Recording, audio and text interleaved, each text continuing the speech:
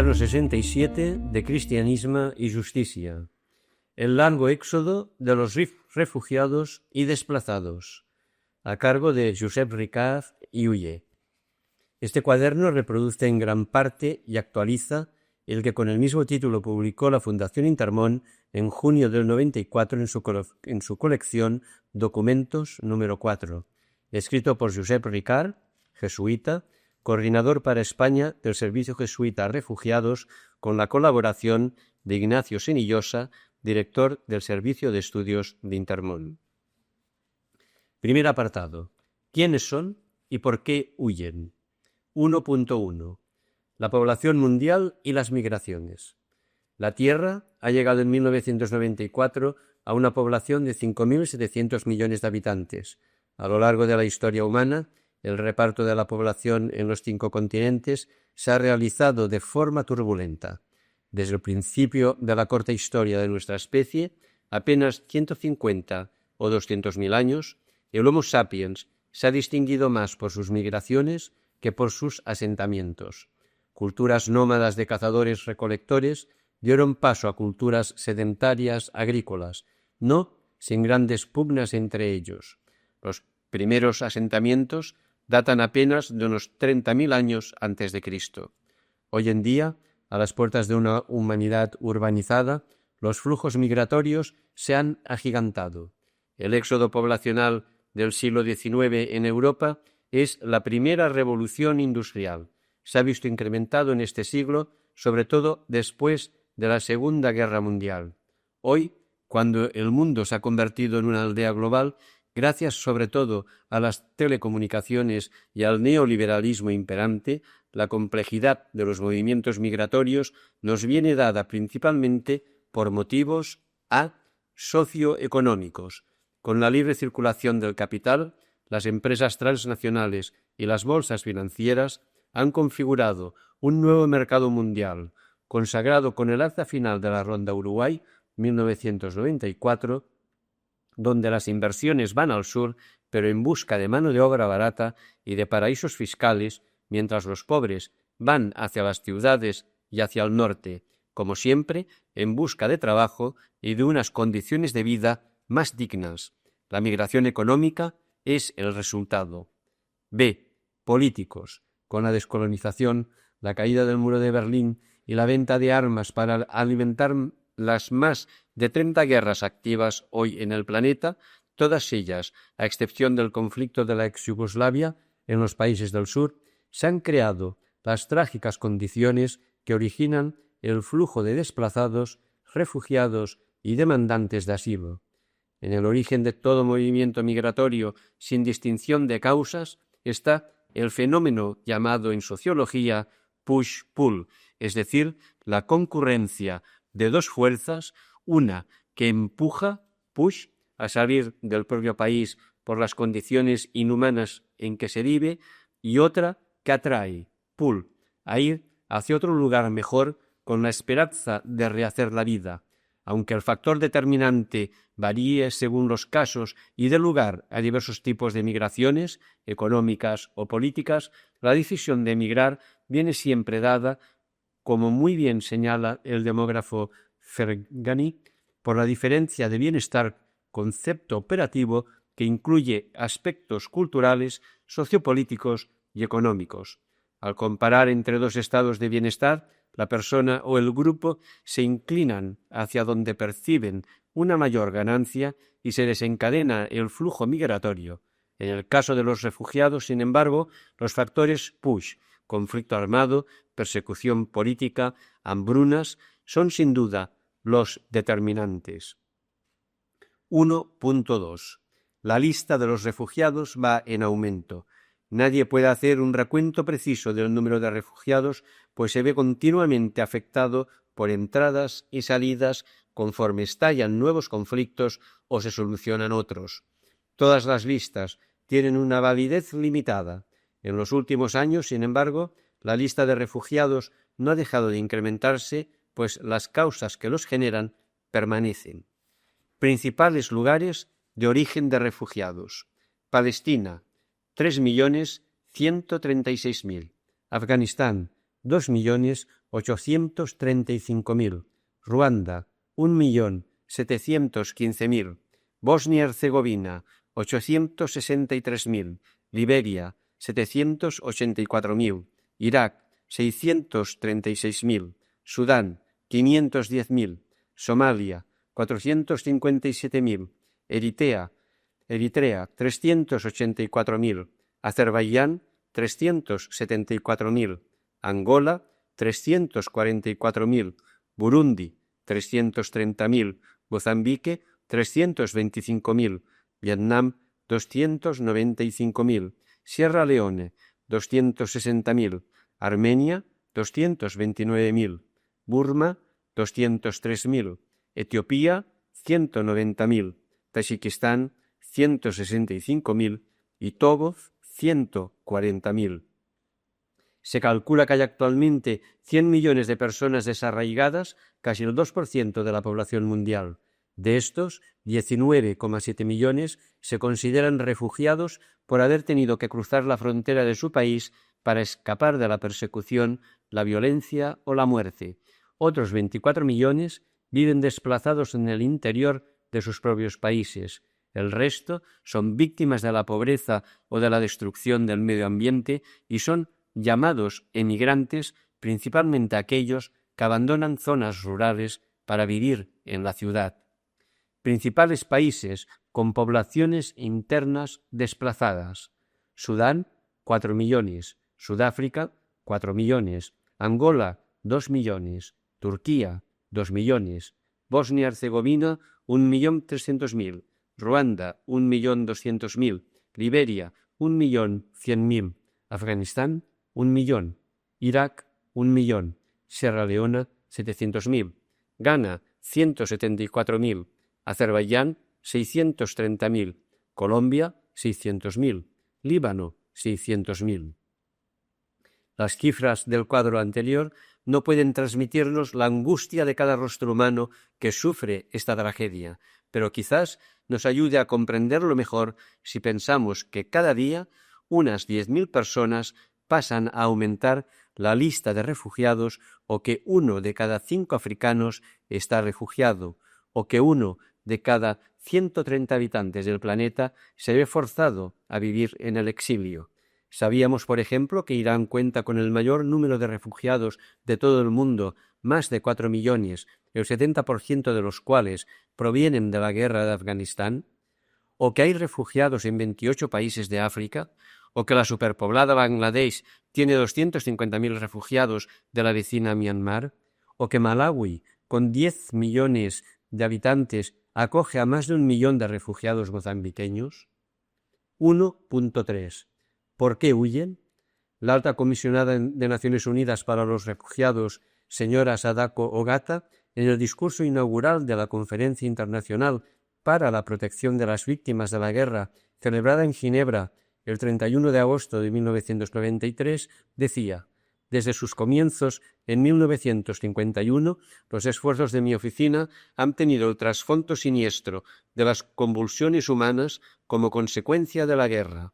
En primer lugar, la lucha por la liberación del dominio colonialista. Más tarde, los conflictos internacionales e internos basados en las diferencias ideológicas de la Guerra Fría y, más recientemente, el brote de despiadadas guerras ultranacionalistas. Con este trasfondo siniestro de la guerra, origen de buena parte de las turbulencias migratorias, podemos señalar 3 causas principales de las migraciones. Primera, por razones políticas. El siglo XX, escenario de 2 guerras mundiales, ha llegado a extremos de destrucción sin precedentes en la historia de la humanidad. La producción de armamento convencional y nuclear, la división ideológica entre 2 bloques este-oeste, las zonas de influencia geopolítica con sus respectivas alianzas militares, OTAN, Pacto de Varsovia, han mostrado al mundo que creíamos civilizado imágenes de criminalidad e inhumanidad donde hemos superado el límite de lo tolerable en la guerra moderna. Del discurso antes citado de Sadako Ogata. El Holocausto judío, la guerra de Vietnam, los genocidios de Pol Pot en Camboya o del pueblo kurdo, la guerra del Golfo Pérsico, las guerras de baja intensidad, las torturas, los desaparecidos, las poblaciones arrasadas, muestran el más absoluto desprecio por los derechos humanos de los que tanto nos enorgullecemos, junto con la amarga verdad de que hoy las víctimas principales de las guerras son la población civil. Segunda, por razones económicas, el neoliberalismo de este final de siglo, anunciado como el fin de la historia, mantiene el sobredesarrollo hegemónico de los países ricos a costa del subdesarrollo del resto de la humanidad. La deuda externa o eterna, los megaproyectos que alteran los frágiles ecosistemas, grandes embalses hidroeléctricos, la explotación de los pulmones verdes de la Amazonia, unido a los desastres naturales y la desertización creciente de extensas zonas, ensanchan cada vez más el abismo entre el norte y el sur y hunden a sus pueblos en la miseria. Y tercera, por razones étnico-religiosas, los brotes de despiadadas guerras ultranacionalistas, como muestran los casos más recientes de Bosnia y Herzegovina o de Ruanda y Burundi, han adquirido esta década un relieve inesperado, donde lo étnico-religioso aparece como la punta del iceberg que oculta el sustrato político omnipresente. 1.4. Refugiado. ¿Quién eres? 1. En 1951 se firmó la Convención de las Naciones Unidas sobre el Estatuto de los Refugiados y Apátridas. 116 países adheridos, 66 no se adhirieron. En 1967 se completó con el Protocolo de Nueva York, 117 países adheridos. Su artículo 1 define como refugiado toda persona que, debido a fundados temores de ser perseguida por motivos de raza, religión, nacionalidad, pertenencia a determinado grupo social u opiniones políticas, se encuentra fuera del país de su nacionalidad y no puede, o a causa de dichos temores, no quiere acogerse a la protección de su país, o bien que, sin tener nacionalidad o encontrándose fuera de su país de residencia, no puede o no quiere regresar. La persecución y el temor fundado marcan las coordenadas del refugiado. La lectura atenta de la Convención muestra que a. Se trata de garantizar los derechos civiles y políticos, no los socioeconómicos. En plena Guerra Fría convenía visibilizar las razones de los disidentes del bloque soviético. B. Se trata de un documento europeo. En la posguerra había que repartir la carga de refugiados. Y C. Se trata de situaciones individuales, no colectivas, con exclusión de aquellos que huyen hoy por causa de una violencia generalizada. El protocolo adicional de 1967 suprimió la limitación a los estados europeos. 2. En 1969, el creciente número de refugiados llevó a la Organización para la Unidad Africana, OUA, a la Convención que trata los aspectos específicos del problema de los refugiados en África, donde se dice: el término refugiado se aplicará a toda persona que, debido a una agresión externa, ocupación, dominación extranjera o sucesos que alteran gravemente el orden público en una parte o en todo el país de origen o nacionalidad, se ve obligada a dejar su lugar habitual de residencia para buscar refugio en otro lugar fuera de su país de origen o nacionalidad. Artículo 1.2. Se adapta el marco jurídico del primer mundo a la realidad del tercero. Se amplía la definición a las personas desprotegidas por las autoridades debido a una agresión externa, ocupación, dominación, etc. Se reconoce la legitimidad de la huida en circunstancias de peligro generalizado. Se enfatiza más la gravedad del desorden público que los motivos personales de la huida. Se incorpora a los desplazados. 3. La Declaración de Cartagena de 1984, aprobada por la OEA al año siguiente, contempla sobre todo la realidad de Centroamérica y dice: todas las personas que han tenido que abandonar su país porque sus vidas, su seguridad o su libertad están amenazadas por una violencia generalizada, la agresión externa los conflictos internos, la masiva violación de los derechos humanos u otras circunstancias que alteran gravemente el orden público. 3 categorías y una nueva definición de refugiado. A partir de estos documentos de valor jurídico diverso, podemos distinguir 3 categorías de refugiados.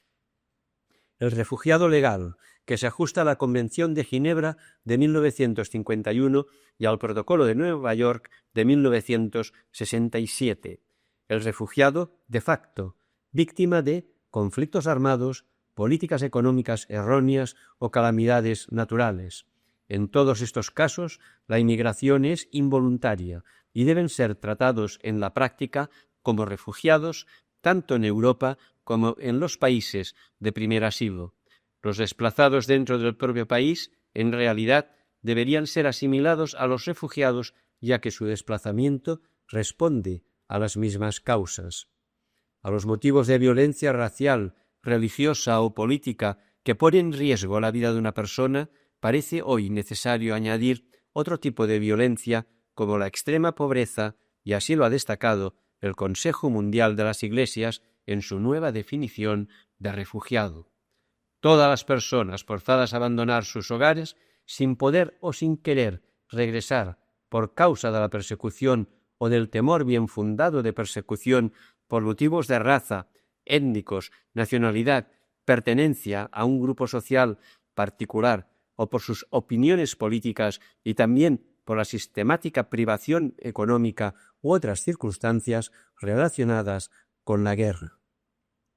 Esta definición ampliada no tiene aún el consenso de los organismos internacionales, pero abarca mejor a los grupos que comparten el riesgo común de la propia vida por cualquier tipo de violencia sin pretender asimilar al resto de migraciones que van a otro país en busca de unas mejores condiciones de vida, caso de los emigrantes económicos. La separación entre el refugiado político y emigrante económico no es fácil de establecer, puesto que las razones políticas y económicas son a menudo interdependientes. El refugiado no es la persona que emigra simplemente para mejorar su nivel de vida, y en consecuencia los que huyen de condiciones económicas que ponen en peligro su vida e integridad física deben ser tratados de una manera distinta a la que se emplea con aquellos que emigran para mejorar su propia situación. Segundo apartado: la vida en los campamentos. Los refugiados, quizás la mayor tragedia de todas las tragedias humanas de nuestro tiempo, según Juan Pablo II, amenazan en convertirse en uno de los problemas más explosivos de las próximas décadas. Un mundo donde se violan impunemente los derechos humanos seguirá engendrando refugiados de todas clases.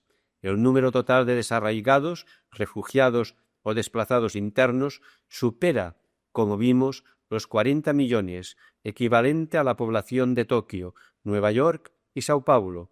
Para intentar comprender el drama humano, hemos de mirar los rostros de estos ancianos que fijan sus ojos semicerrados en un horizonte que ya no existe, en estas madres que protegen con su regazo exánime a sus hijos dormidos en un gesto de infinita tristeza, en esos hombres cargados con 4 cachivaches, rescatados de una huida hacia ninguna parte, en estos adolescentes que han visto truncado su futuro, en estos niños hombre de ojos asustados y abiertos. El drama humano inabarcable, profundo, desgarrador. El reportaje de televisión con el impacto de las imágenes nos permite captar el desolador paisaje de un campo de refugiados en tiendas de campaña o protegidos con plásticos o hacinados en galerones o viviendo en chabolas sin agua potable, sin luz, sin letrinas, casi sin comida. Pero el paisaje interior de las personas es todavía más desolador. Solo podemos acercarnos a él con temblor y respeto, de la mano de quienes lo sufren. Oigamos algunos testimonios de cómo transcurre su vida. 2.1. Extranjeros en tierra extraña. No hay mayor tristeza que perder el lugar donde uno ha nacido, escribía Eurípides en el siglo V a.C., y la tradición bíblica de Israel pueblo que conoció tantas deportaciones y exilios, se hace eco de esta tristeza en el Salmo 137. Sentados a las orillas de los ríos de Babilonia, llorábamos al acordarnos de Sión, las cítaras colgadas de los álamos. Nos decían nuestros deportadores, cantadnos un cántico de Sión. ¿Cómo podíamos cantar un canto de Yahvé en una tierra extraña? La llegada a los campos es en total desamparo. De Amron Chía, Camboya.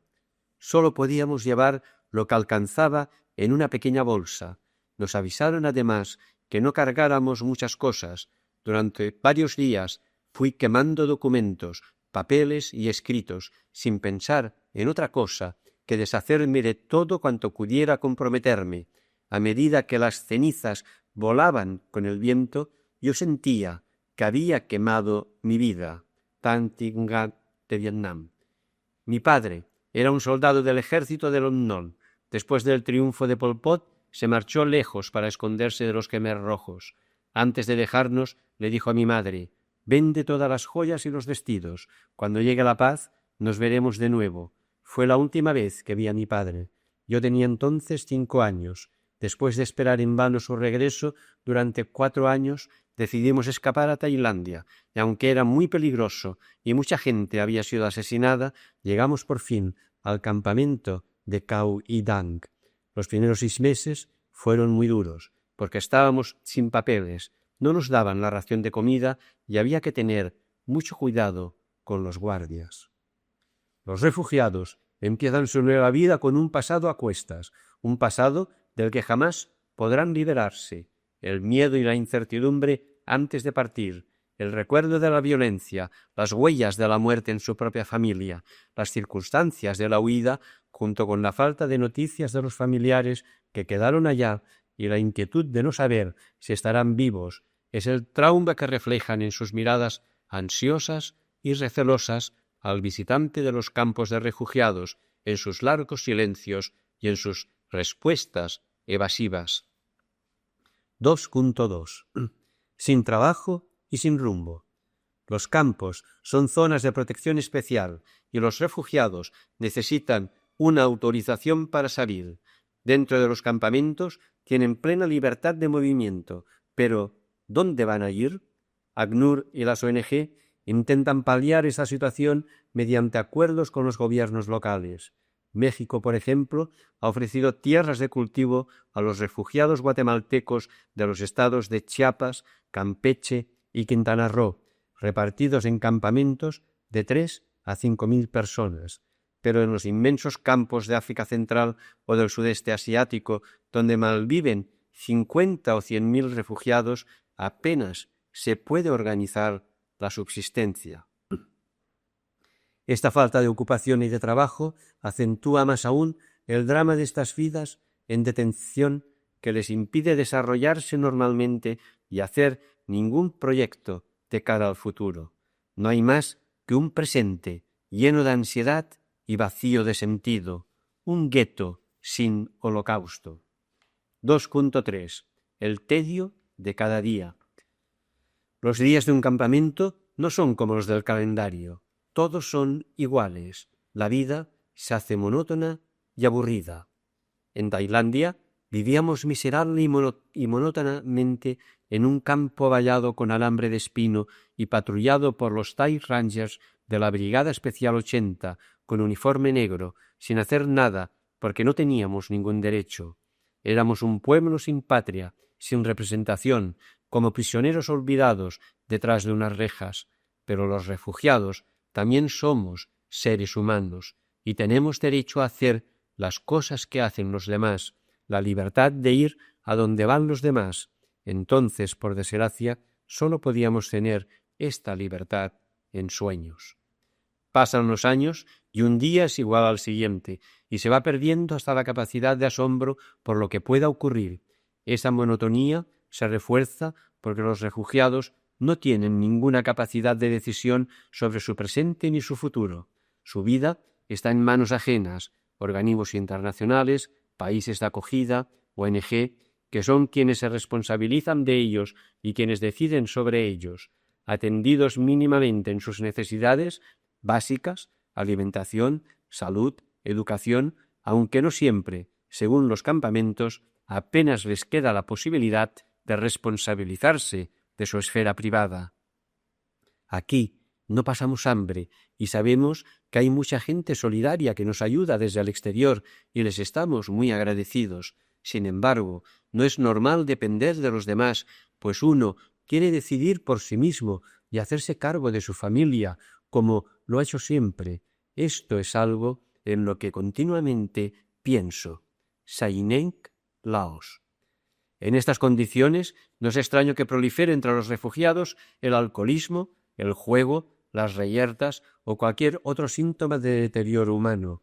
La libertad de movimiento limitada, la falta de ocupación, el círculo social cerrado, la provisionalidad, el miedo, la incertidumbre, el aburrimiento desembocan en una creciente angustia. La mayoría de los refugiados, nos comentaba el delegado de ACNUR para Centroamérica, exigen más de lo que permite la vida en un campamento. Y es lógico, porque vivir en un campamento es verte obligado a aceptar lo que te dan y cuándo te lo dan. Es ir a donde te mandan, sin poder ir a donde quieres. El simple hecho de llegar a un campo de refugiados anula la voluntad de superación de la persona que se expresa a menudo en el rechazo a toda colaboración. Y a pesar de todo, es impresionante el nivel de cooperación de la gente. Los efectos de estas condiciones inhumanas se manifiestan también a nivel de salud. El personal médico que atiende los campamentos están convencidos que la mayoría de síntomas diagnosticados, vértigos, migrañas, insomnios, dolores gástricos, trastornos mentales, son de origen psicosomático. 2.4. La mujer familia. En los campamentos, la familia es la mujer, madre y padre a la vez, como es habitual en las culturas de muchos pueblos del tercer mundo. Al fenómeno cultural se sobrepone aquí un elemento nuevo. En la familia faltan personas importantes, el esposo, hijos varones mayores, asesinadas o desaparecidas, familias que han quedado truncadas y desestructuradas. Tengan en consideración no sólo cómo somos ahora, sino cómo éramos antes. Nos comentaba, casi nos suplicaba, una mujer de un campamento. Sentirse arrancada de su propia cultura es quizás una herida que nunca cicatrizará. ¿Por qué nos han rodeado con alambradas? Yo soy una mujer libre. Ahora, en cambio, se estremece mi corazón y lloran mis ojos cuando las montañas nos devuelven el eco de nuestros cantos como una llamada a la libertad. Somos un pueblo con miles de años de existencia. Tenemos nuestra propia historia, nuestro idioma, nuestra cultura, nuestra música. ¿Por qué ahora sí? ¿Por qué? ¿Por qué? Mujer refugiada del Kurdistán, 1988. Una mujer sola, en muchas culturas del sur, no tiene capacidad para desenvolverse ante la administración de los campamentos si no va acompañada del esposo o de un varón. Solo la necesidad le obliga a sobreponerse con valor a esta situación. Al llegar, experimentas un gran trauma y te resulta difícil seguir adelante. Te sientes impotente y sola. Una mujer en el exilio ha de sacar adelante a su familia y tiene que ser fuerte, más fuerte que un hombre.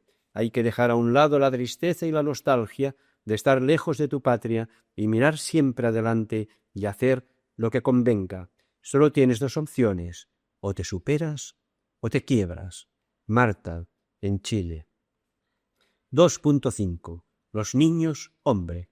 ¿Sabían ustedes? Nos pregunta Sadako Gata, alta comisionada de las Naciones Unidas para Refugiados, que centenares de miles de niños refugiados se van a la cama hambrientos cada noche, o que solo un niño refugiado de cada 8 va al colegio. La mayoría de estos niños nunca han ido al cine, ni al parque, ni mucho menos a un museo. Muchos de ellos crecen detrás de una alambrada o en campos aislados. Nunca han visto una vaca o un perro. Creen que la hierba es para comer y no para jugar o correr. Los niños refugiados son la parte más triste de mi trabajo, pero es a lo que le doy cada vez más prioridad. Los niños refugiados son, junto con las mujeres, el sector más vulnerable. niños sin infancia, sin país, sin hogar. Todos los días, en algún lugar del mundo, hay niños que se convierten en refugiados, escapan sin que haya tiempo para coger ni un juguete, solo con sus sueños. Más de la mitad de la población refugiada en el mundo son niñas y niños. En el camino hacia el refugio han conocido el terror, el hambre, la separación o la pérdida de las personas más queridas, de todo lo que amaban y les daba seguridad. La mirada perdida de los niños refugiados que han sido abandonados o cuyos padres han muerto es una de las cosas más tristes del mundo. En los campamentos encontrarán lo indispensable para sus necesidades más inmediatas: refugio, seguridad, agua limpia, comida, cuidados médicos y educación. Pero esto no debe engañarlos. La mayoría de estos niños y niñas tienen cicatrices escondidas y miran el mundo a través de una alambrada. No nos tiene que extrañar que estos niños crezcan sintiendo que el mundo no ha sido bueno con ellos. A menudo presentan graves problemas emocionales, retraimientos, depresiones, pesadillas. Su crecimiento físico y emocional es anormal. 2.6. Refugiados, desplazados y medio ambiente. La degradación medioambiental puede ser causa y consecuencia de los flujos de refugiados y desplazados. Como causa, refugiados medioambientales, el deterioro ecológico, sequía, plagas, desastres naturales, accidentes industriales y nucleares, acompaña a menudo a otras ya mencionadas con anterioridad, como las hambrunas y los conflictos armados. Es importante resaltar que estos últimos, per se, tienen unas repercusiones medioambientales de enorme gravedad: bombardeos, destrucción de cosechas, utilización de armas químicas, etc. Asimismo, grandes números de desplazados y refugiados, especialmente cuando se concentran en zonas ecológicamente frágiles, pueden tener un impacto muy negativo sobre el ecosistema local vía deforestación, utilización de madera como material de construcción, leña para cocinar, etc. Erosión, utilización excesiva de agua y su contaminación. Refugiados mozambiqueños en Zimbabue o liberianos en los alrededores de Accra, en Ghana, desforestaron cientos de hectáreas. No obstante, como argumentaba una refugiada ruandesa, no tenemos más remedio que conseguir madera allí donde podamos. Somos conscientes de los estragos que causamos, pero poder cocinar es nuestra necesidad inmediata. En algunos campos de refugiados, las organizaciones internacionales proveen de leña y carbón vegetal traído de zonas sin riesgo de deforestación. 2.7. Una organización creciente. Por último, describamos el nivel organizativo que con esfuerzo se va consiguiendo. Mi pueblo es como un bambú, decía una anciana vietnamita. Una planta sola, por fuerte que sea, puede quebrarse. Muchas plantas juntas pueden resistir cualquier embate. Y así es. Solo unos ejemplos. El pueblo saharaui, abandonado por todos, lleva 17 años en medio del desierto, y allí ha creado un mini-estado con su parlamento, sus tribunales de justicia, su policía, su red de salud, educación, servicios sociales, etc., en espera del retorno a su patria. Las comisiones permanentes son la red organizativa que funciona entre los distintos campamentos de refugiados guatemaltecos del sur de México. Los organismos oficiales reconocen su función de interlocutor en todo lo relacionado con la vida de los campos y el retorno. Las comisiones permanentes han hecho posible la trama social, la educación de adultos, las escuelas, las cooperativas artesanales, la animación de jóvenes y niños, la atención de salud, etc., y la planificación del regreso a Guatemala.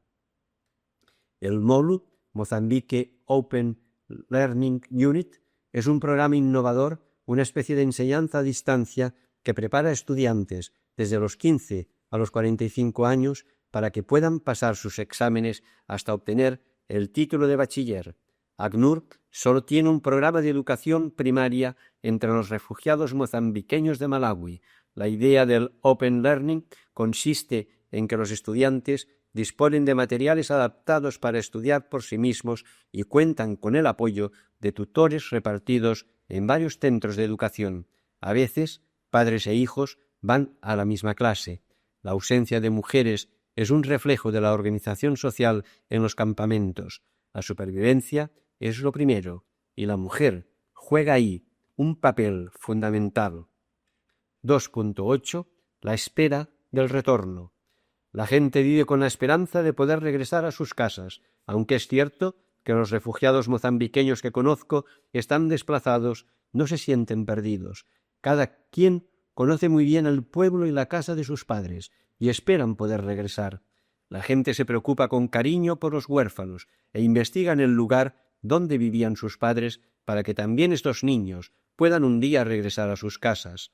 Los refugiados están muy orgullosos de ser mozambiqueños, a pesar de que algunos hace más de 10 años que no han vuelto y muchos otros han nacido en Malawi, pero les une el mismo sentimiento patrio. Chilinda, del Servicio Jesuita de Refugiados en Malawi. Ni la dureza de vida en los campamentos, ni los años pasados en ellos apagarán esa llamita de esperanza con la que llegaron. Llegamos sin nada, solo con la esperanza de que pronto podríamos volver a nuestro país, y todos habíamos traído la llave de la casa, Nuja Nafal, Palestina.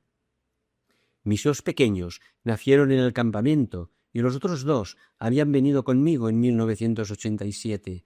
Mi sueño es regresar a mi patria. Allá cultivábamos mandioca y anacardo y nunca nos había faltado comida hasta que nos vimos obligados a partir a causa de la violencia. Aquí no tenemos tierras ni nada que hacer. No podemos sembrar, ni tejer, ni coser, pero estamos muy agradecidos con la ayuda que recibimos. Sin embargo, nuestro mayor deseo es volver a casa y empezar de nuevo, mirando por nuestros hijos como siempre he hecho, mujer mozambiqueña. Por el tronco del deseo y la esperanza va trepando también la madreselva del miedo y la inseguridad ante el futuro. Llegamos a Zimbabue en 1984, cuando se abrió este campamento. Ahora nos dicen que ya podremos regresar a casa, pero los caminos allá están sembrados de minas. ¿Cómo podremos andar por lugares minados? ¿Cómo podré conducir un camión si en cualquier momento puedo saltar por los aires? Mucha gente en Mozambique ha perdido una pierna al tropezar con una mina antipersonal. Queremos regresar a condición de que haya paz. Yo quiero rehacer mi vida. Necesito dinero, comida, pero sobre todo seguridad y paz duraderas. Simone y Zacarías en Mozambique. No les será fácil volver a empezar. Cuando Tep Soeun llegue a su pueblo en Camboya, recibirá de ACNUR la alimentación durante un año, el armazón de su casa y herramientas para sembrar una manzana de tierra. Y como ella, miles y miles de retornados. Los primeros guatemaltecos que en enero de 1993 llegaron a la selva de Ixcán, dejando los campamentos del sur de México, se encontraron aislados en medio de trochas intransitables bajo unos galerones sin muros, techados de zinc y rodeados por el ejército. ACNUR y los demás organismos oficiales se desentienden de ellos porque ya regresaron a su país. Solo las ONG y grupos internacionales solidarios continúan a su lado para compartir la dureza del retorno. Tercer apartado, el derecho de asilo. Desde hace 3.500 años, la civilización occidental ha reconocido el derecho de asilo. El huido que llegaba a refugiarse a ciertas ciudades o al altar de las iglesias era intocable mientras permaneciera allí. Cuando fallan todas las demás protecciones, el asilo en un país extranjero es el último derecho humano. Hasta aquí hemos seguido un poco y desde lejos la situación de esos más de 40 millones de refugiados y desplazados internos que hay en el mundo. Pero esos rostros morenos o negros o asiáticos que nos cruzamos cada día por las calles de nuestro pequeño mundo, ¿quiénes son? ¿Refugiados? ¿Emigrantes? De los 20 millones de refugiados, menos del 5% se encuentran en los países de Europa Occidental. El 95% restante viven en países del sur, es decir, en el propio tercer mundo, donde se generan los refugiados. Este 5% ¿Cómo ha conseguido llegar a un país del norte para hacer valer su derecho?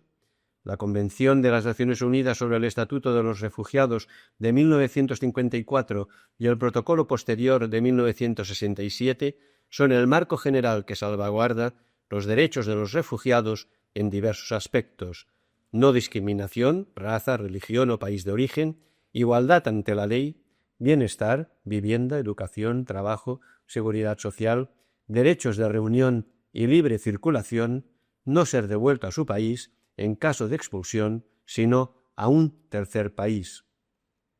Pero desde 1967 hasta hoy, el rostro geopolítico del mundo ha cambiado y los 117 países que firmaron ambos documentos han adaptado sus políticas a las nuevas circunstancias. Los acontecimientos decisivos que más han influido en las nuevas políticas hacia los refugiados son la caída del muro de Berlín en 1989 y la consiguiente avalancha de ciudadanos del antiguo bloque soviético hacia la Alemania reunificada, el Acuerdo de Schengen del año 90 y la Convención complementaria que establecen la armonización y endurecimiento de las políticas migratorias en Europa, condiciones de acceso al territorio para los no europeos, exigencias de visados, determinación del país responsable del examen de una demanda de asilo, creación de un sistema informático de personas non gratas. La Convención de Dublín del 90, que ratifica los acuerdos de Schengen, y el Tratado de Maastricht del 93, que sella la Unión Europea. El final de la Guerra Fría y el aumento del armamentismo traen nuevas situaciones a la tragedia, al tiempo que permanecen los problemas antiguos. Sadako Ogata de ACNUR lo denunciaba. Después del hundimiento del mundo comunista, los occidentales no tienen ya interés ideológico en acoger a los refugiados. Así lo reconoce también Dacuña, representante de ACNUR en España. Europa occidental aplica rigurosamente y de manera cada vez más restrictiva la definición del refugiado que figura en el artículo 1.a de la Convención de Ginebra. Así nos enfrentamos a una situación algo paradójica, según la cual el número de refugiados aumenta globalmente en el mundo, mientras disminuye el número de personas reconocidas como refugiados bajo la Convención en el mundo occidental. La solución, según el mismo autor, no pasa por el aumento del control o de la represión arbitraria, sino por una voluntad política a nivel europeo. El problema de los inmigrantes en general y de los refugiados en particular no es tanto una cuestión de garantías legales, sino sobre todo una cuestión de política gubernamental que debe ser resuelta en un marco regional, si nos referimos a los países de la Unión Europea y del norte de Europa. En este sentido, dichos estados deben hacer frente al problema de los desplazamientos de la población mediante políticas migratorias definidas y leyes reguladoras del derecho de asilo, de acuerdo con la esencia del Estado de Derecho. 3.1. El derecho de asilo en la Unión Europea. Francia no puede acoger toda la miseria del mundo, según Mr. Pasqua en una rueda de prensa. Francia iniciaba en 1989 la reforma de su política de asilo destinada a salvaguardar el derecho para los refugiados, entre comillas, verdaderos, y evitar así manipulaciones de procedimiento. En realidad, todos los Estados europeos participan en la misma carrera. En 1992, y por orden de importancia numérica, los solicitantes de asilo en países de la Unión Europea procedieron de Europa, un 64,1%, África, un 18,6%, Asia, un 11,5%, Oriente Medio, un 4,6% y América, un 1,2%. Peticiones de asilo en los países de la Unión Europea, 1994. Austria no disponible, Bélgica más de 14.000, Dinamarca casi 7.000, Finlandia 836, Francia 26.000, Alemania 127.000, Grecia 1.277, Irlanda 355, Italia 1.755, Luxemburgo 165, Holanda 52.500, Portugal 614, España 12.000, Suecia 18.600 y Reino Unido 33.000. Es evidente el aumento de demandantes de asilo que se ha producido en Europa a partir de 1990. En el periodo 1991-92 se registró un aumento muy significativo en Alemania, de 256 a 438.000 demandas, y disminuciones importantes en Francia, de 46,5 a 28,9.000, Italia, de 26.500 a 2.600, y el Reino Unido, de 44.000 a 24.000. Aunque algunos flujos sean coyunturales de la ex-Yugoslavia o de Albania principalmente, la tendencia es claramente alcista. En consecuencia, las nuevas disposiciones o revisiones del derecho de asilo apuntan a un doble objetivo.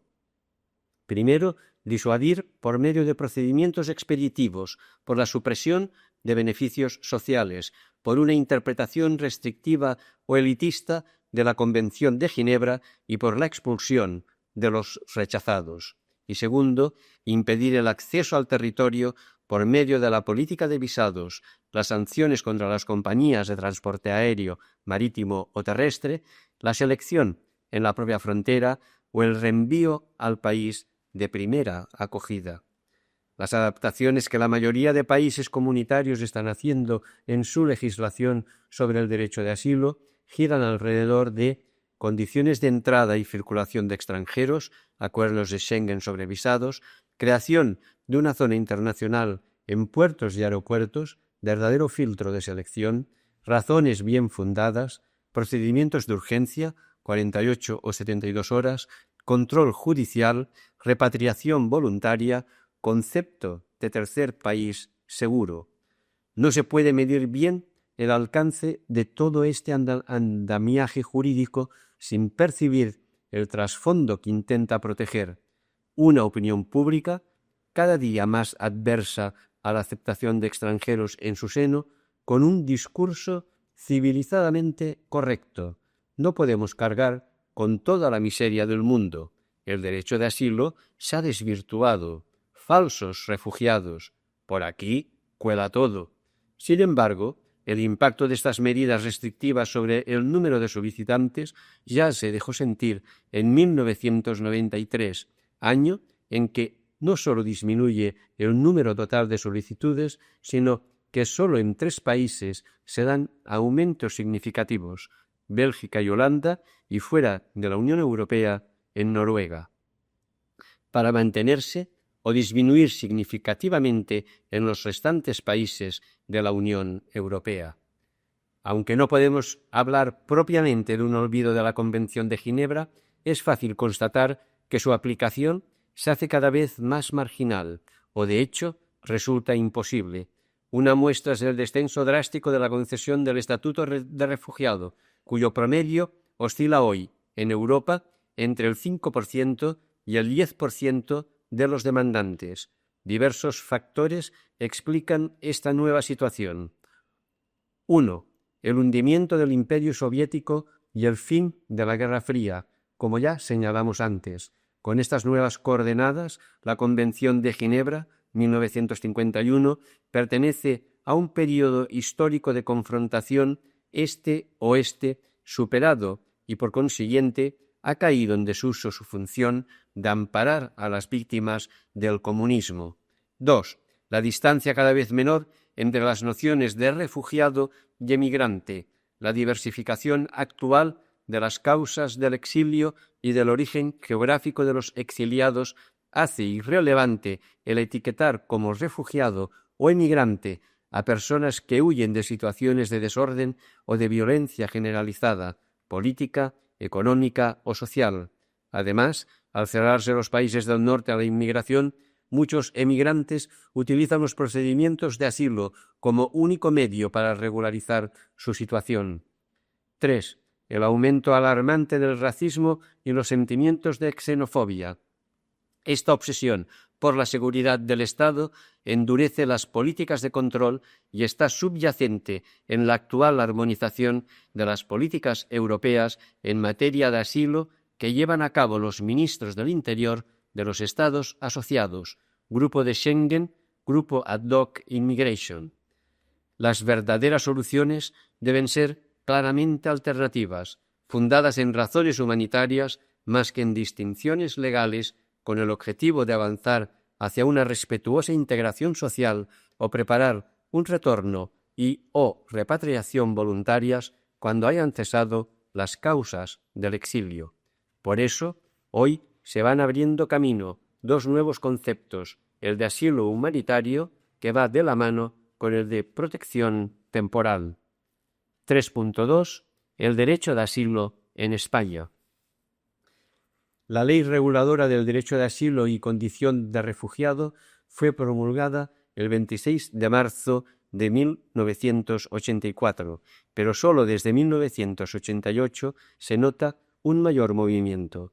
En este año, y según datos del Ministerio del Interior, los solicitantes de asilo fueron 4.504, para aumentar a 8.647 en 1990, 11.708 en 1992 y 11.942 en 1994.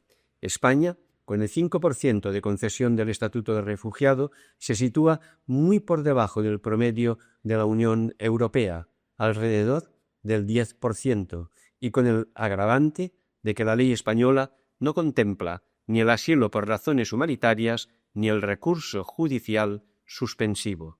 De acuerdo con la política de la Unión Europea de armonizar a la baja las leyes sobre refugiados, el Congreso ha aprobado una nueva ley más restrictiva en diversos conceptos, especialmente en lo que afecta a los trámites de la petición.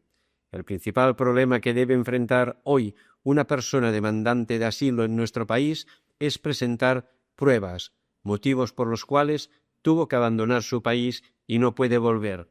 La minoría de solicitantes a quienes se concede asilo viven situaciones de extrema carencia los primeros meses de su llegada, pues se han reducido las prestaciones económicas de 6 a 3 meses y, en sustitución, son enviados a centros de acogida temporales hasta que van consiguiendo las condiciones mínimas de vivienda y trabajo. Anexo 1. Las minas antipersonales, una guerra que no tiene fin. La semilla del diablo, así anunciaba el semanario Time en su portada del número 50, 13 de diciembre del 93, un reportaje sobre las minas antipersonales, la secuela más horrenda de las guerras que asolan los países del sur. Para completar esta introducción al problema de los refugiados, el tema es de gran importancia si tomamos en consideración que tanto entre las poblaciones desplazadas como entre retornados y refugiados, las consecuencias del minado son trágicas. Desde que en 1992 fue lanzada la campaña internacional para la prohibición de las minas, International Campaign to Ban Landmines, docenas de organizaciones no gubernamentales de todo el mundo la han secundado. La necesidad de dicha prohibición queda de manifiesto por los datos que facilitamos a continuación. Datos sobre un negocio infame. Producción mundial. Se fabrican cada año entre 15 y 50 millones de minas. Se calcula que hay un stock almacenado de unos 100 millones. Los principales países productores son, por orden de importancia, China, Italia, la empresa Fiat es uno de los primeros fabricantes mundiales, la Exurs y los Estados Unidos. Otros productores importantes son Francia, Reino Unido, Alemania, Austria, Suecia, Suiza y la ex Yugoslavia. Algunos países del tercer mundo también juegan un importante papel: Sudáfrica, India, Chile, Pakistán, Corea del Norte y Vietnam. Las más modernas son de plástico, con detonador químico, indetectables y se pueden lanzar desde un helicóptero o mediante un cañón de artillería.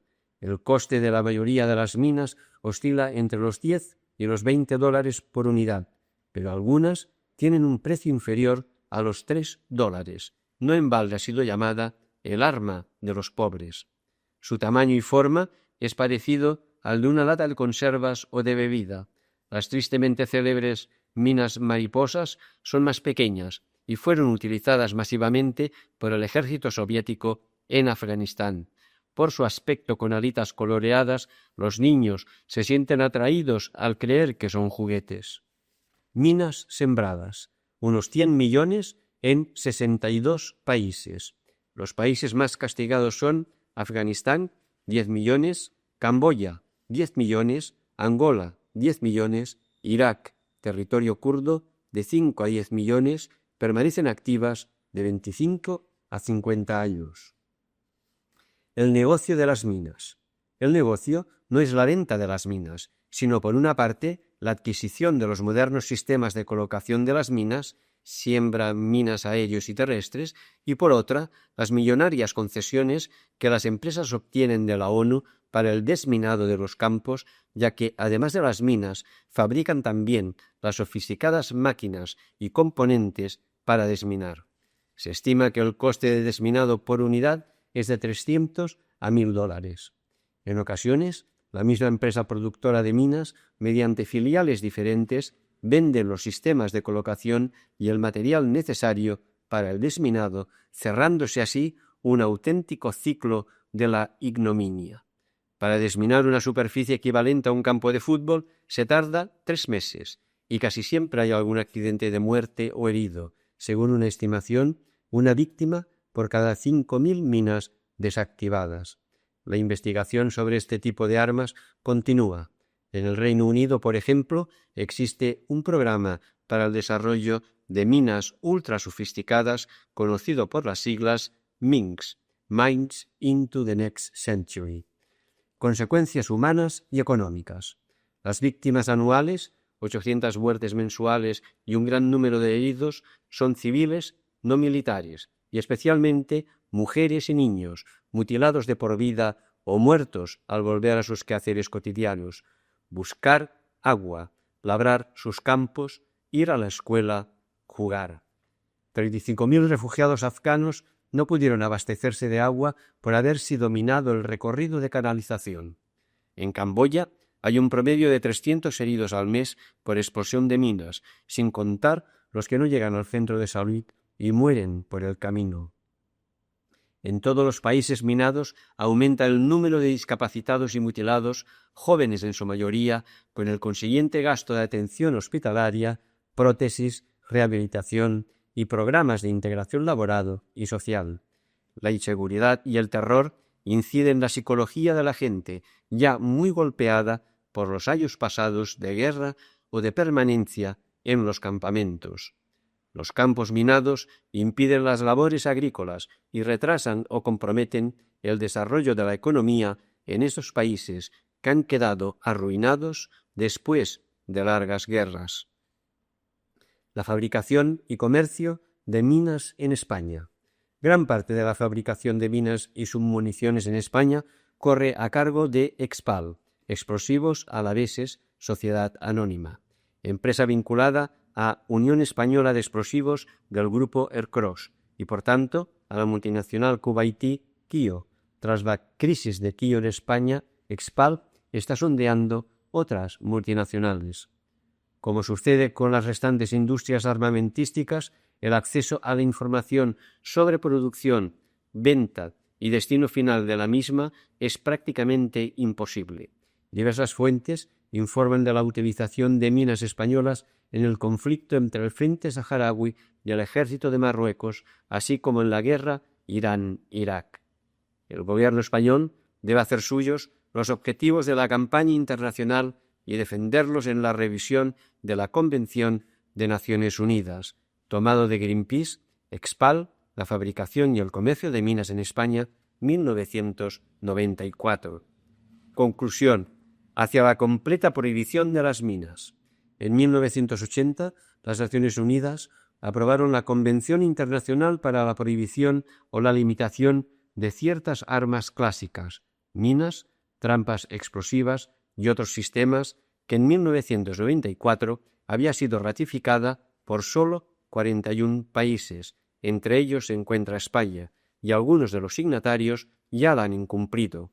Dicha convención, entre otras restricciones sobre armamento, en su protocolo segundo prohibía el uso de minas contra la población civil. Sin embargo, este documento no contempla ni la producción ni la venta de minas, dejando asimismo de lado su utilización en conflictos internos no internacionales. Francia y los Estados Unidos han aplicado una moratoria provisional sobre la exportación de minas desde sus países. A petición de varios gobiernos, la revisión del texto de la Convención debe aprobarse en septiembre de 1995. Por este motivo, está en marcha la campaña mundial de apoyo a la prohibición total de minas en el mundo.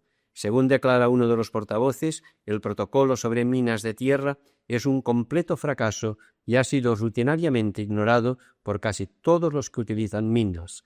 No es posible fortalecerlo, debe ser reemplazado por una prohibición. La campaña debe conseguir que la Convención contemple la completa prohibición de la producción, la venta y el uso de todo tipo de minas. Anexo 2. Testimonios de campos de refugiados. La historia de Kreuk. Soy Kreuk, un camboyano de 35 años con las 2 piernas amputadas. Fui soldado en la provincia de Battambang.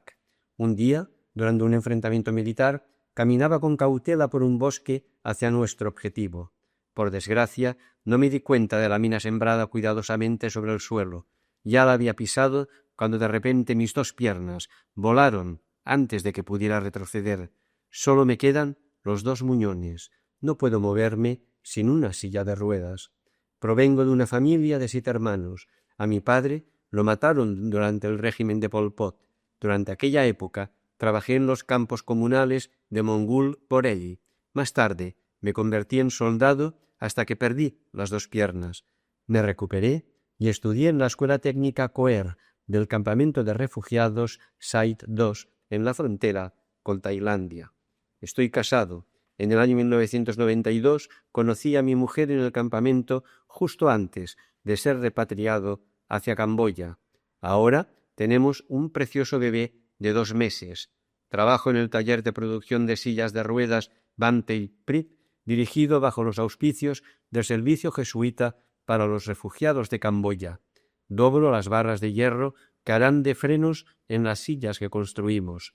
Hacer este trabajo destinado a compañeros camboyanos minusválidos me hace feliz. Si ellos tuvieran una silla de ruedas, también podrían ir a todas partes y serían felices.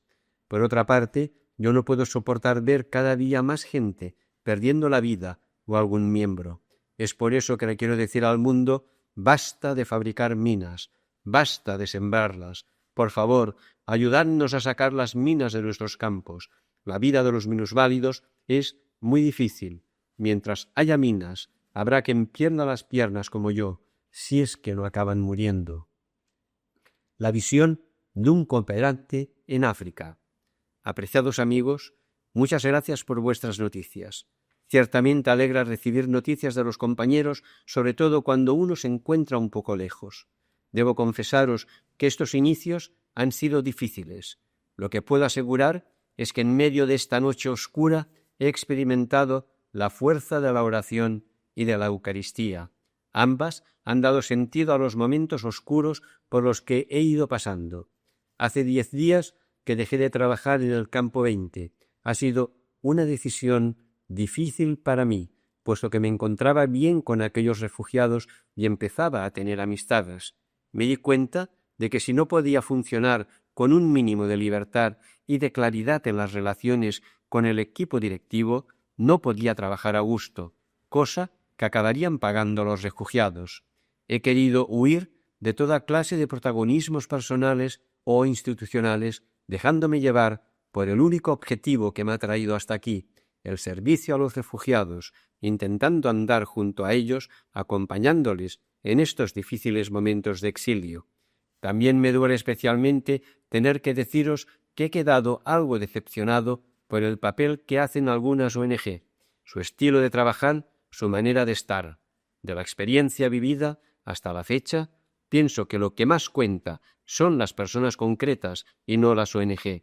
Pensad que en los primeros meses de la tragedia se movían en la zona más de 120 ONGs diferentes, cada una plantando su bandera. Realmente se han gastado muchos millones en infraestructuras innecesarias, millones quitados a los refugiados.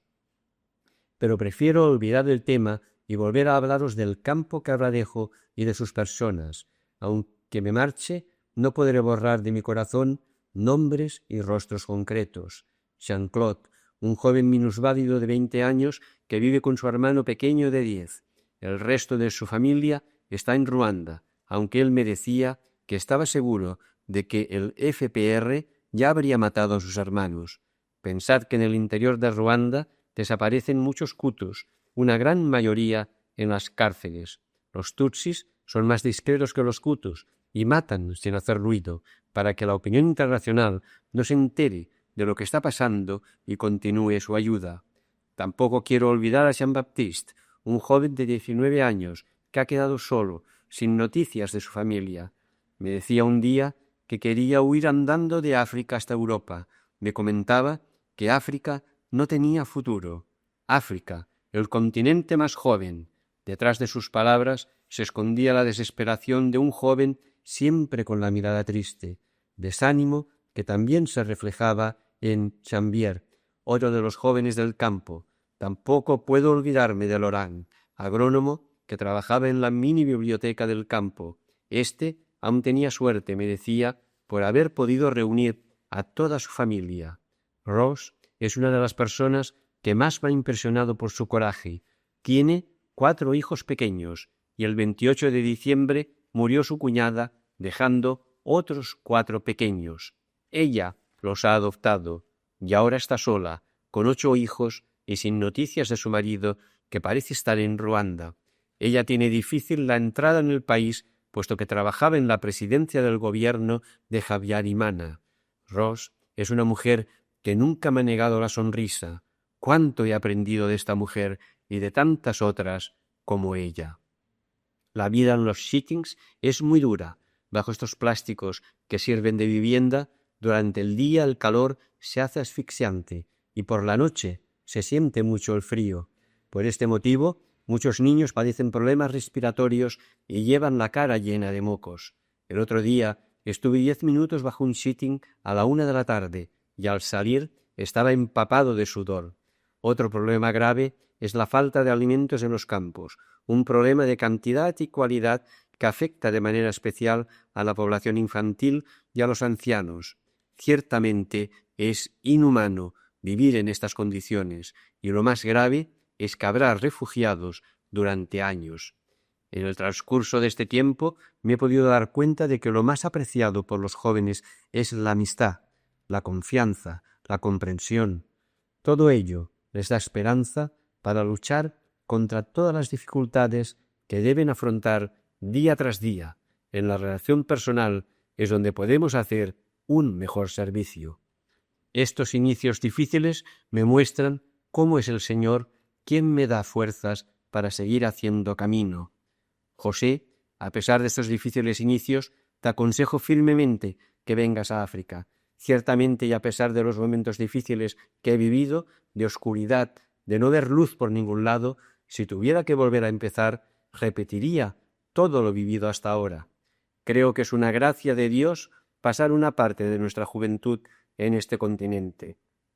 Aquí la vida, la muerte, el tiempo, las relaciones tienen unos valores completamente diferentes a los nuestros. Para que no pases las dificultades con que yo me he encontrado, sí que te aconsejo que vayas al Chad con un proyecto definido, con una composición del lugar de lo que harás tan clara como te sea posible. Después ya tendrás que improvisar y adaptarte sobre la marcha, pero pienso que es muy importante disponer de un norte. También me parece importante tener claros los motivos de la venida a África. Pienso que te puede ser de gran ayuda en los inicios. Me parece muy importante lo que dice el artículo 15 de la Constitución zaireña. De Brûlez-vous. Opino que sirve para toda África. Postdata. Por estas tierras nos falta material y ropa de deporte. Es de gran importancia que los jóvenes hagan deporte, puesto que pasan todo el día encerrados en el sitio. Si podéis hacer alguna campaña por las escuelas o conocéis algún empresario del sector que disponga de restos de serie o quiera colaborar en la ayuda a los refugiados, será siempre bienvenido. Especialmente nos hacen falta camisetas, pantalones, balones de fútbol, baloncesto. Gracias. Relato de una niña camboyana. Hola, me llamo Nai, tengo 13 años y estudio tercero de GB en la escuela del campo de refugiados Site 8. Somos una familia numerosa, aunque muchos de mis hermanos han muerto o desaparecido. Yo soy la penúltima y detrás tengo otra hermana. Algunos de mis hermanos mayores ya están casados y con hijos. Todos vivimos en la misma zona del campo y a mí muchas veces me toca cuidar a mis queridos sobrinitos.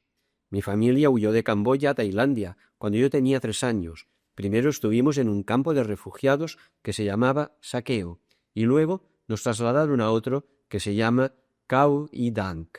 Un día, gente recién llegada al campo desde Camboya le contaron a mi padre que habían visto a algunos de mis hermanos mayores y a mis abuelos con vida en nuestro país. Mi padre se asombró mucho porque creía que estaban muertos. Entonces mi padre decidió que volveríamos a Camboya para buscarlos y reunirnos con ellos, pues ya hacía muchos años que no los veíamos. Pero en nuestro camino de vuelta a Camboya, en los bosques de la frontera, nos encontramos con guerrilleros de Khmer Rojo que nos hicieron prisioneros. Los guerrilleros del Khmer Rojo son peligrosos, tan peligrosos como su jefe, que se llama Pol Pot. Cuando se hicieron con el poder en Camboya, establecieron un régimen comunista pro-chino que se dedicó a masacrar a miles de camboyanos, solamente porque no pensaban como ellos. Eso pasó el año 1975 y fue horrible. Todas las personas tenían miedo y los que podían, huían aterrorizados. Eso es lo que hicieron mis padres, aunque yo no me acuerdo. Cuando nos cogieron prisioneros del Khmer Rojo, estaban en guerra con Vietnam, pero somos nosotros los que sufrimos los bombardeos de las tropas vietnamitas. Nos fueron cambiando por diversos campos hasta que llegamos a este campo de refugiados, Site 8, donde estamos desde hace más de 2 años. Site 8 es un lugar en Tailandia, a 2 kilómetros de la frontera con Camboya. Todas las casitas del campo son cabañas de bambú y paja, y en muchas de ellas viven 2 familias o más. Los alimentos los recibimos gratis de la ONU, arroz y pescado enlatado fundamentalmente. También nos dan mantas y mosquiteros. Algunas personas plantan maíz o papaya y eso ayuda a variar un poco la comida porque comer siempre lo mismo se hace muy aburrido. Tenemos un pequeño hospital donde trabajan muchos médicos extranjeros. Siempre está lleno de gente, pero cuando los vietnamitas bombardean el campo, a los heridos hay que sacarlos de aquí. Cuando lo paso peor es durante los ataques de los vietnamitas, que son los que mandan ahora en Camboya y están en guerra con Tailandia porque todo retumba y parece que el mundo se va a terminar. Nos metemos en los agujeros que todas las casas tienen a la puerta, cavados en la tierra para protegernos, y hasta que los ruidos no se terminan, no podemos levantar la mirada y salir a ver los destrozos. Nadie se acostumbra a los bombardeos. Siempre se produce una gran confusión porque hay muchos heridos y muertos. Al día siguiente de la batalla, tenemos funerales en la pagoda del campo para incinerar a las personas fallecidas y rezar por ellas. Mi padre es Akha, maestro en la pagoda del campo. Un hermano mío es monje desde el año pasado. Mi madre tiene una pequeña tienda en el mercado. Otro hermano mío trabaja en el centro de rehabilitación con unos extranjeros haciendo piernas ortopédicas para los mutilados. De mis otros hermanos y de mis abuelos no sabemos nada. Todas las mañanas voy 4 horas a la escuela. No podemos estar más tiempo porque no hay profesores suficientes en el campo y somos muchos niños. Solo en mi clase somos más de 60. Hay muchísimos niños que no han ido nunca a la escuela. Yo ya sé leer y escribir, aunque quiero mejorar porque tengo muchas faltas de ortografía. Después de almorzar, un poco de arroz hervido, Salgo otra vez con mis compañeros y compañeras de clase a vender objetos de artesanía hechos por gente del campo a los extranjeros que vienen a trabajar y a ayudarnos, o a los que vienen a visitar Saitei y tienen mucho dinero. Hace unos días un extranjero me preguntó de dónde era mi familia y en qué pueblo había nacido. Le tuve que contestar que no lo sabía. Esa misma noche le pregunté a mi madre y me dijo de qué pueblo procedíamos y me contó muchas historias de mi familia y de lo bonito que es nuestro país. Me gustaría volver a vivir allí, pero primero tiene que haber paz. ¿Será posible vivir en paz en Camboya algún día? Testimonio de un cooperante en Camboya. A finales de enero de 1991 me incorporé al servicio jesuita a los refugiados en Camboya. 3 meses antes ya se había firmado el acuerdo de paz que permitía poner fin a más de 20 años de guerra. Uno de los objetivos del acuerdo era la repatriación de los casi 400.000 camboyanos que en los anteriores 12 años habían conseguido escapar a Tailandia y ocupaban los 8 campos de refugiados establecidos en su frontera. Durante la escala obligada en Tailandia tuve la oportunidad de visitar 3 de aquellos campos. Fue mi aterrizaje en Asia. A la mañana siguiente, temprano, me trasladé con mi compañero Felipe a Sait Tu, el mayor de los campos, con una población de 190.000 habitantes.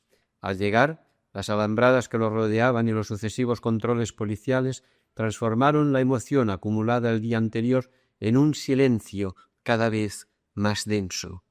Me azotó la sensación de que el mundo real se había quedado fuera y que me encontraba en una situación humana llevada al límite de la supervivencia.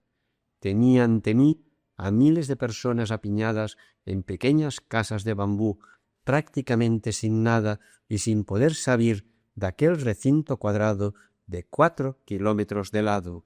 Más de la mitad eran niños menores de 12 años que no habían conocido otra realidad y que sólo conocían de su país lo que les habían contado sus mayores.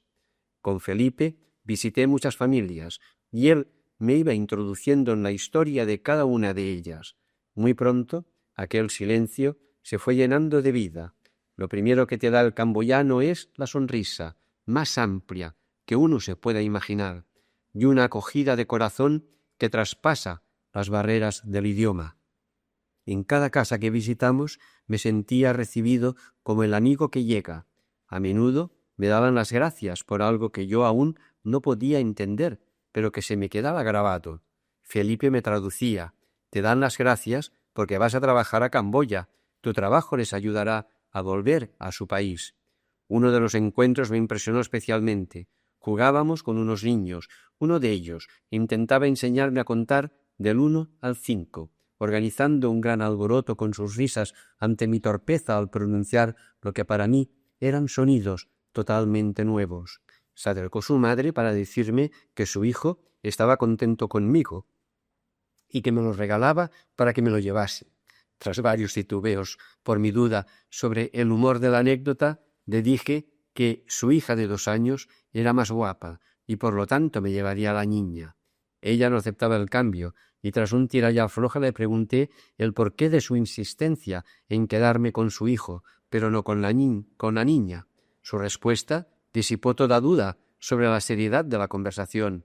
Mi hija estará bien aquí conmigo. Sin embargo, cuando mi hijo tenga 12 o 13 años, un día desaparecerá, porque se lo llevarán para que sea soldado y probablemente nunca más lo volveré a ver.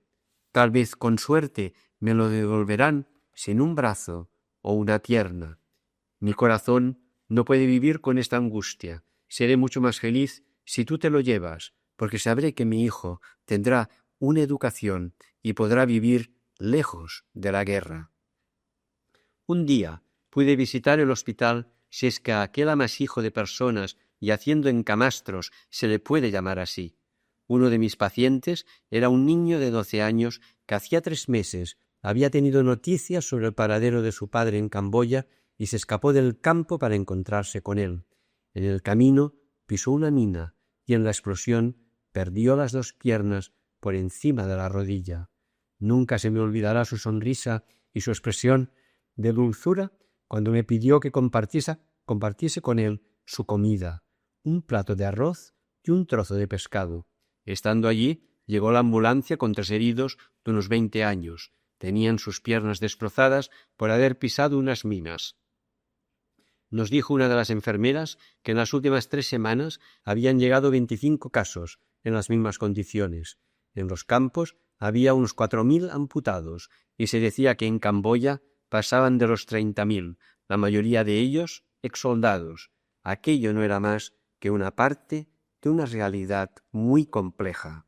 Aparentemente, la monotonía era la nota dominante de los campos, un día igual a otro día, el abastecimiento diario de la ración de agua y la distribución semanal del arroz y las latas de pescado fijaban el calendario. Las calles estaban concurridas de gente moviéndose silenciosamente, andando hacia ninguna parte, pero era una monotonía rota a menudo por un incendio o una inundación que arrasaba a su paso cientos de casas, rota por la violencia que su misma situación generaba, robos, peleas, venganzas y muertes. Vivir en un campo de refugiados significa únicamente intentar sobrevivir. La palabra futuro tiene un contenido que no alcanza más allá de unas horas o a lo sumo unos días. No puedo olvidar el relato de un estudiante birmano que, perseguido a muerte, estuvo semanas perdido en la selva intentando llegar al campo. Cuando al final le pregunté sobre sus planes sobre el futuro, me contestó: «Yo no puedo pensar en lo que haré en el futuro porque yo no tengo un mañana. Lo único que me preocupa es si cenaré esta noche». La mañana del domingo asistí a la Eucaristía que celebraba una comunidad de católicos. Le dije al celebrante que había sido ordenado diácono hacía un mes y me invitó a acompañarle y a leer el Evangelio. Ese día tocaba el relato de Judas, en el que Jesús lee en la sinagoga el libro de Isaías. El Espíritu del Señor me ha ungido para anunciar a los pobres la buena noticia, me ha enviado a proclamar la liberación a los cautivos y la vista a los ciegos, para dar libertad a los oprimidos. Leído entre aquella gente, adquirió una nueva dimensión y fue tal la emoción que se apoderó de mí que no pude contener las lágrimas. Al darles la paz y la comunión, sentí a Dios amando a cada uno de ellos con especial ternura. Dejé los campos llevando dentro de mí esas caras sonrientes, esas historias y situaciones que gritaban en silencio el horror de la guerra y el derecho a la vida. Esta vez el viaje de vuelta fue muy diferente al de ida. Había sido testigo de las consecuencias a que puede llevar la falta de amor entre los hombres. El silencio de la llegada se había llenado de unas vidas que transformaron mi corazón en una actitud contemplativa que no se separó de mí en los 2 años siguientes en Camboya. Me había encontrado con un nuevo rostro de Jesús clavado en la cruz de bambú de los campos de refugiados. Hasta aquí el cuaderno 67 de Cristianisme y Justícia.